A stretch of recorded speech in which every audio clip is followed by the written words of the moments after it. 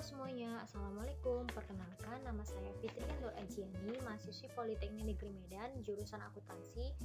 Nah, di video kali ini saya buat untuk memenuhi tes 3 dari mata kuliah Sistem Informasi Akuntansi dengan dosen pengampu Ibu Raya Puspitasari Hasibuan, SEMSI.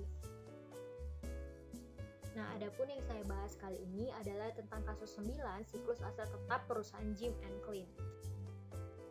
Di sini yang saya bahas pertama kali adalah tentang diagram konteks. Oke, di sini saya akan menjelaskan diagram konteks. Nah, yang pertama kali adalah manajer melakukan permintaan pembelian aset tetap secara kredit, kemudian pembelian langsung diproses karena tidak adanya otorisasi formal perusahaan. Manajer mengirimkan syarat dan kontrak pembelian yang berkaitan dengan tukar tambah tanggal pengiriman, pendanaan, jaminan, dan layanan servis kepada pemasok. Setelah kontrak disepakati, pemasok memproses pesanan pembelian dan persetujuan untuk mengambil aset tersebut. Setelah faktur diterima, manajer memberikan formulir yang berisikan rincian transaksi beserta salinan pesanan pembelian dan faktur pembelian kepada Departemen Utang Dagang. Perusahaan kemudian mentransfer pembayaran yang diperlukan melalui pengeluaran kas. Cek pembayaran kemudian diberikan kepada pemasok dan pemasok akan mencairkan dana tersebut melalui bank. Kemudian perusahaan akan membukukan terkait cek yang sudah diberikan kepada pemasok. Aset tetap dari pemasok yang sudah dibeli akan diterima oleh Departemen Penerimaan di perusahaan. Aset yang sudah dikirim dan diterima oleh Departemen Penerimaan akan diupdate ke buku besar. Nah, yang kedua, saya akan bahas data flow diagram atau DFD. Oke, di sini saya akan menjelaskan DFD level 0. Pada proses pembelian terjadi aktivitas pertama, yaitu manajer melakukan permintaan pesanan pembelian aset tetap secara kredit dan langsung akan disetujui karena tidak ada otorisasi formal. Sebelum melakukan pemesanan pembelian aset tetap, manajer akan memilih pemasok dengan melihat data master pemasok. Kemudian setelah pemasok dipilih, proses selanjutnya yaitu manajer akan melakukan pemesanan pembelian dan mengirimkan syarat beserta kontrak pesanan kepada pemasok yang terkait tukar tambah, tanggal pengiriman, pendanaan, jaminan, dan layanan servis. Setelah kontrak disepakati, pemasok akan mengirimkan notifikasi mengenai pengambilan aset. Setelah itu, faktur tersebut nantinya akan dibawa untuk dicatat oleh Departemen Utang Dagang. Dan jika sudah diterima, barangnya akan diterima dan diproses oleh Departemen Penerimaan. Barang yang dibeli akan dikirim dan diterima. Di sini terjadi proses penerimaan oleh Departemen Penerimaan. Setelah proses penerimaan aset tetap, selanjutnya Departemen Penerimaan akan mengeluarkan laporan penerimaan yang nantinya akan diberikan ke Departemen Utang Dagang. Di Departemen Utang Dagang akan menerima salinan faktur yang berasal dari proses pembelian yang nantinya akan dicatat dan berguna untuk menginput voucher jurnal ke buku besar umum. Laporan penerimaan yang berasal dari proses penerimaan nantinya akan diproses di akuntansi aktiva tetap perusahaan. Setelah aset tetap diterima oleh Departemen Penerimaan, selanjutnya adalah proses pengeluaran kas, di mana perusahaan akan mengirimkan pembayaran melalui cek. Nantinya cek tersebut akan dicairkan oleh pemasok ke bank.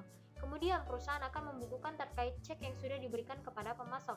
Pencatatan yang dilakukan oleh Departemen Utang Dagang terkait dengan salinan faktur pembelian dari proses pembelian, laporan penerimaan dari proses penerimaan yang nantinya output dan dari pencatatan tersebut berupa data biaya aset tetap yang akan diteruskan ke akuntansi aktiva tetap perusahaan dan voucher jurnal yang akan dibawa ke buku besar umum untuk dibukukan. Setelah itu, proses buku besar umum akan menginput voucher jurnal dari Departemen Utang Dagang, pengeluaran kas, dan akuntansi aktiva tetap yang nantinya akan dibukukan ke buku besar umum atau data master buku besar umumnya. Nah, selanjutnya adalah proses penghapusan terjadi diawali dengan permintaan penghapusan yang dilakukan oleh manajer dan langsung akan diproses karena tidak adanya otorisasi formal perusahaan. Dan kemudian mengalami proses penghapusan, akan dihasilkan laporan penghapusan yang akan diinput ke akuntansi aktiva tetap untuk diperiksa dan dicatat secara akuntansi. Namun sebelumnya, untuk mengetahui aset mana yang akan dihapus, manajer akan melihat buku pegangan untuk melihat umur ekonomis dari aset tetap tersebut. Setelah proses penghapusan aset tetap terlaksana, maka manajer akan mengeluarkan laporan penghapusan atas aset tetap tersebut. Nah, begitu pula pada depresiasi. Manajer akan mengajukan permintaan depresiasi dan langsung akan diproses karena tidak ada otorisasi formal. Lalu manajer akan melakukan proses depresiasi. Setelah itu, laporan penghapusan dan laporan depresiasi yang telah dikeluarkan oleh manajer tersebut selanjutnya akan dibawa ke akuntansi aktiva tetap untuk diproses secara akuntansi. Selain itu, data biaya aktiva tetap dari Departemen Utang Dagang juga akan diproses secara akuntansi dan outputnya nanti berupa voucher jurnal yang akan dibawa ke buku besar umum untuk dibukukan. Oke, di sini saya akan menjelaskan DFD level 1. Saat permintaan pemesanan aset tetap telah disetujui, maka manajer akan langsung melakukan permintaan pembelian. Tapi sebelumnya, manajer akan memilih pemasok dengan melihat data master pemasok. Saat proses permintaan pembelian aset tetap dilakukan, Departemen Pengguna akan bernegosiasi dengan mengirimkan syarat dan kontrak kepada pemasok. Setelah syarat dan kontrak telah disetujui oleh pemasok, maka proses pembelian aset tetap akan berlangsung yang diawali dengan pemasok mengirimkan faktur dan salinan pesanan pembelian. Nantinya dokumen tersebut akan dibawa pada proses pembelian di mana output yang ada yaitu salinan faktur pembelian dan aset tetap yang akan dikirimkan oleh pemasok ke manajer. Selanjutnya adalah pada proses penerimaan diawali dengan pembayaran kepada pemasok atau dengan cek yang kemudian nantinya mengupdate voucher jurnal di buku besar umum. Setelah itu, pemasok akan mengirimkan aset tetap beserta slip pengepakan kepada Departemen Penerimaan yang kemudian nantinya akan menghasilkan output laporan penerimaan yang akan diberikan ke Departemen Utang Dagang. Setelah proses penerimaan aset tetap dari pemasok, Departemen Penerimaan akan melakukan proses penyiapan laporan penerimaan yang nantinya laporan penerimaan tersebut akan dibawa ke Departemen Utang Dagang dan Departemen Pengeluaran Kas. Nah, selanjutnya saya akan menjelaskan DFD level 2, yang dimana Departemen Pengeluaran Kas akan menerima laporan penerimaan dari Departemen Penerimaan, yang nantinya laporan penerimaan aset tetap tersebut akan langsung dibawa ke Departemen Pengeluaran Kas. Setelah itu, di pengeluaran kas akan langsung diproses yang outputnya akan berupa cek pembayaran untuk pemasok dan voucher jurnal yang akan dibukukan ke buku besar umum. Oke, di sini saya akan melanjutkan DFD level 3, yang dimana salinan faktur dan laporan penerimaan yang diterima dari manajer dan Departemen Penerimaan akan diterima oleh Departemen Utang Dagang, yang nantinya salinan faktur pembelian dan laporan penerimaan aset tetap tersebut akan dibawa ke proses berikutnya. Salinan faktur pembelian dan laporan penerimaan aset tetap tersebut akan langsung dicatat oleh Departemen Utang Dagang, yang outputnya akan dihasilkan data biaya aktiva tetap dan voucher jurnal. Selanjutnya, voucher jurnal dari Departemen Utang Dagang, Departemen Pengeluaran Kas, dan akuntansi aktiva tetap akan diproses di buku besar umum untuk dibukukan. Setelah file voucher jurnal tersebut dibukukan, maka proses selanjutnya yaitu pengupdatean buku besar umum.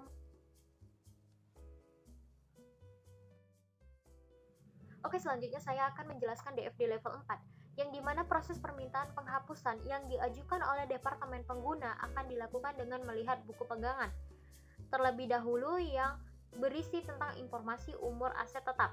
Dalam penghapusan, kebijakan perusahaan menetapkan opsi untuk menukar tambah aset tetap dan mengibahkannya. Saat melakukan tukar tambah aset tetap, manajer akan melihat daftar perusahaan untuk menentukan perusahaan mana yang akan dipilih untuk diajak kerjasama. Nah, saat aset tetap akan diibahkan, manajer akan langsung mengibahkannya saja, bisa ke anak perusahaan itu sendiri. Setelah ditentukan opsi mana yang akan dipilih oleh perusahaan, selanjutnya akan disiapkan laporan penghapusan aset tetap yang nantinya laporan penghapusan tersebut akan dibawa ke akuntansi aktiva tetap. Nah, selanjutnya DFD level 5. Di sini saya akan menjelaskan yang pertama yaitu laporan penerimaan dari Departemen Penerimaan akan diinput dan dicatat oleh Departemen Utang Dagang yang nantinya akan dihasilkan data biaya aktiva tetap yang akan diteruskan ke akuntansi aktiva tetap. Laporan penghapusan akan diterima dan langsung diproses ke akuntansi aktiva tetap. Laporan depresiasi akan diterima dan langsung diproses ke akuntansi aktiva tetap.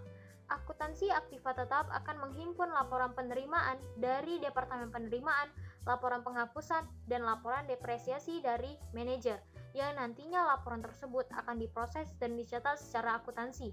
Akuntansi aktiva tetap akan mengeluarkan output voucher jurnal yang nantinya akan dibukukan ke buku besar pembantu aktiva tetap. Oke, yang selanjutnya saya akan bahas adalah flowchart.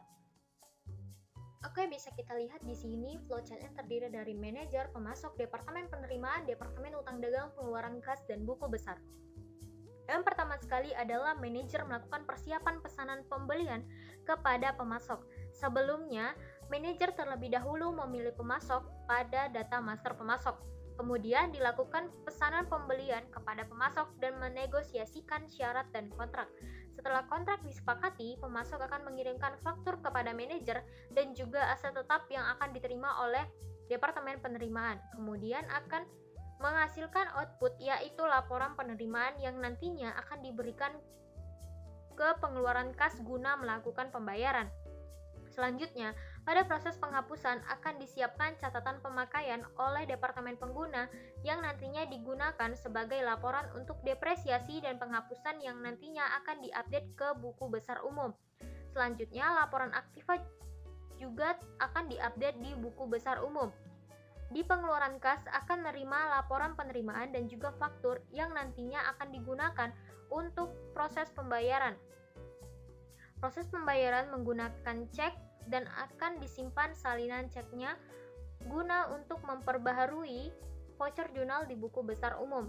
Selanjutnya, buku besar umum mengupdate dari pengeluaran kas maupun perubahan aktiva. Oke, selanjutnya adalah kelemahan. Yang saya dapat di sini adalah kelemahannya adalah yang pertama, otorisasi transaksi. Tidak ada otorisasi formal dalam permintaan pemesanan. Yang kedua, lingkungan pengendalian, tidak ada pemisahan tugas yang jelas terkait pengawasan dalam proses pemeliharaan. Yang ketiga, pengawasan, tidak ada pengawasan ukuran umur ekonomis pada aset tetap.